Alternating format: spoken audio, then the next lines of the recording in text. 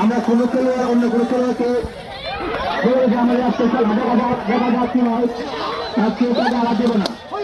আমাদের কৌশলের মাধ্যমে প্রত্যেকে চেষ্টা করবো। দেখা যাক কি হয়।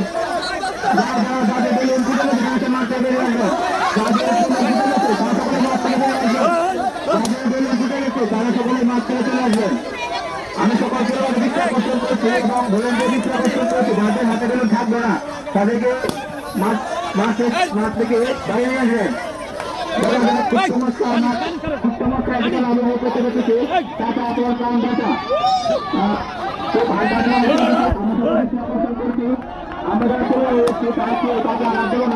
আমরা আমাদের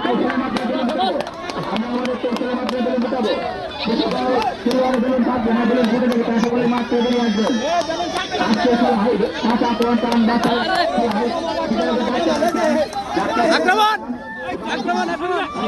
Gelo.